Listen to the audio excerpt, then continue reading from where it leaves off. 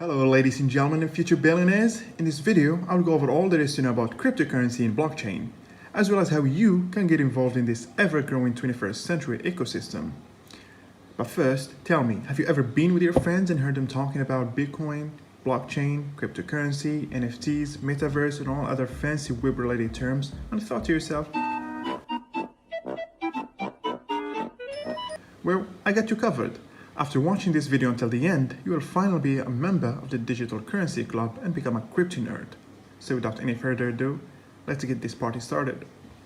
I'm going to be explaining to you many things in this video while keeping it as short as possible. However, none of it is financial advice because that would be lame. I'd rather give you the necessary knowledge and hacks to assist you find your own way out of being a wage slave.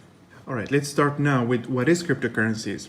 Cryptocurrencies are similar to traditional currencies, with the exception that they are totally digital. Each cryptocurrency coin is essentially just a collection of numbers and letters. This might sound complicated, but it's actually not that dissimilar to what we see with currencies today. Almost every physical money bill on the planet has a unique serial number.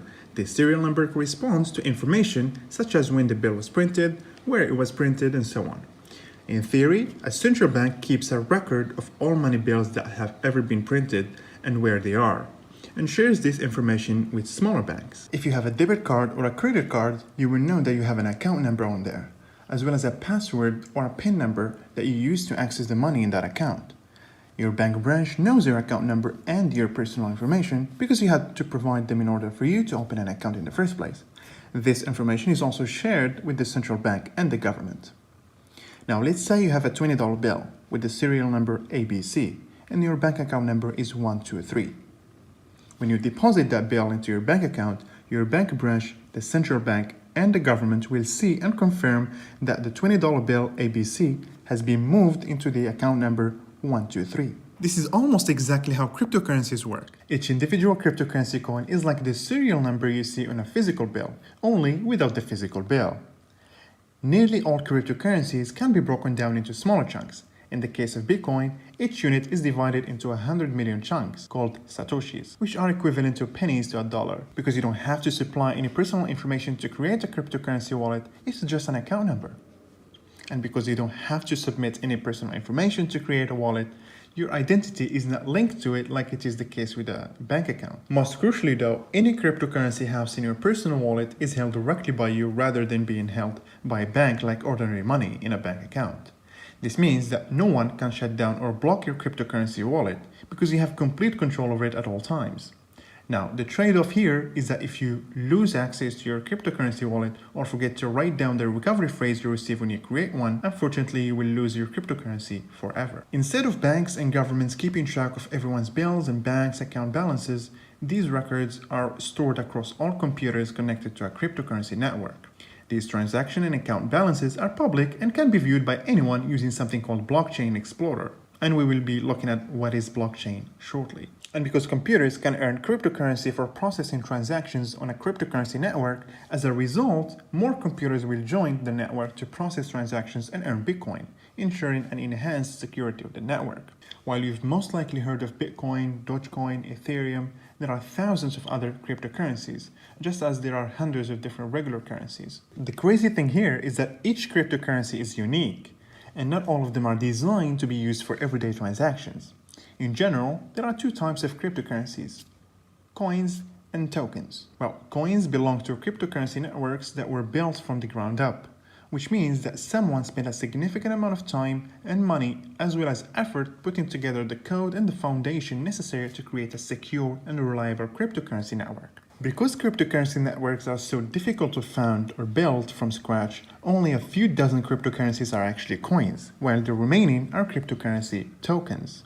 For example, Bitcoin is a cryptocurrency coin because the Bitcoin network was built from the ground up, and Bitcoin is given to the computers that process transactions for the Bitcoin network. Unlike cryptocurrency coins, crypto tokens are simple to manufacture and can frequently be created in a matter of minutes, with little to no work at all, which is why there are tens of thousands of them out there. The NFTs you've been hearing about lately are cryptocurrency tokens that operate as digital certificates of ownership for both physical and digital art. A corporation called Circle, for example, produces a cryptocurrency token called USDC. USDC is entirely backed by real US dollars, which means that there is $1 US in the bank for every USDC in circulation. You can create USDC by paying them your dollars and then redeeming them for USDC. Another corporation has a cryptocurrency token called PAXG. Each PAXG token is backed by 1 troy ounce of gold held in a vault in the UK. And PAXG tokens can be exchanged for real gold or US dollars. The most crucial thing to keep in mind with cryptocurrency tokens, however, is that many of them are simply scams. This is partially due to the ease with which Bitcoin tokens can be created. All a scammer needs to do is to establish a token, set up a pretty website, buy a few ads on social media here and there, and get a few news outlets to cover their coin. And they can make a killing off crypto noobs who invest in his or her fake crypto. One important thing to add is that most other cryptocurrencies are highly correlated to Bitcoin, meaning their prices are reliant on what Bitcoin does. If it goes up, they all go up. If it goes down, you guessed it, they go down as well. Now, you might be asking, how are cryptocurrencies made? Or if you were to ask this question in a bit more technical way, how cryptocurrencies are mined? Let's use Bitcoin as an example. Bitcoin is a peer-to-peer network, which implies that everyone who uses Bitcoin is a tiny percentage of the Bitcoin blockchain itself. However, where do Bitcoins originate from in the first place? Well, with paper money, it is the government that decides when to print and distribute money. Bitcoin does not have a central government, or a central bank for that matter. With Bitcoin miners, I will explain who miners are in a minute. These miners use special softwares and strong computers to solve math problems and issued a certain number of Bitcoins in exchange for their service. This provides a smart way to issue the currency and also create an incentive for more people to mine. And since miners are required to approve Bitcoin transactions, more miners means a more secured network.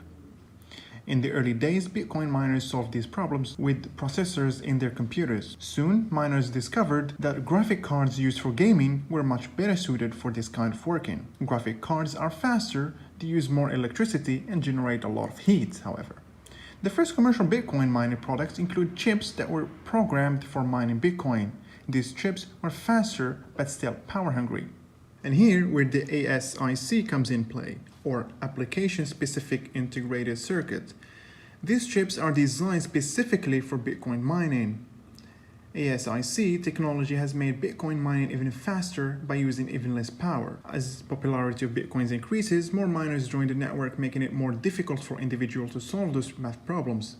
Mining is an important and integral part of Bitcoin that ensures fairness while keeping the Bitcoin network stable, safe, and secure. Now that we have a basic understanding of crypto, let's talk about blockchain. The blockchain, as the name implies, is a chain of blocks containing information.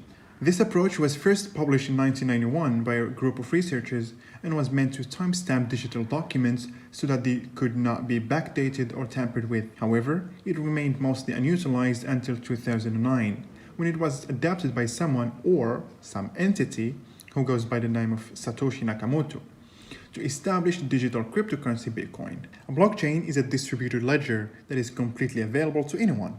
The blockchain has, among others, one unique feature. Once information has been recorded inside the blockchain, it becomes almost impossible to modify or change it. So, how does it work? This is a cube. Let's name it a block to make things easier to understand. Each block contains data as well as the block's hash and the previous block's hash. The data that is contained within a block is determined by the blockchain type. The Bitcoin blockchain, for instance, stores the details about the transaction in here, such as the sender, the receiver, and the number of coins, etc. A block also has a hash. You may think of a hash as a block's unique fingerprint. It authenticates a block and all of its contents, just like a fingerprint. Once a block is created, its hash is automatically generated. Any changes or modifications within the block will cause the hash to change. So in other words, these hashes are very useful when it comes to detecting changes to the block. If for any reason a fingerprint of block is changed, it no longer is the same block. Now, the third element inside each block is the hash of the previous block. Now, this effectively creates a chain of blocks, and it's unique, and it is this technique that makes the blockchain extremely secure. Let's take an example. As you can see in front of you right now, each block has a hash and the hash of the previous block. So block number 3 points to block number 2 and number 2 points to number 1 and so on. Now the very first block is quite special because it cannot point to any previous block as it is the first block ever created. This block is referred to as the Genesis block. Now let's say that a hacker tries to tamper with the second block. This causes the hash of the block to change as well.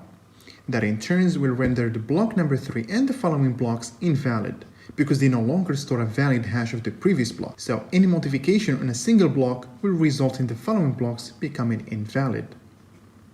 If you have made it this far into the video, please note that this is the first video of a series where I'll be explaining everything you need to know about cryptocurrencies, stocks, NFTs, metaverse, and how to make money online. I hope this video was helpful to you understanding the basics of crypto and blockchain, and until the next video, see ya.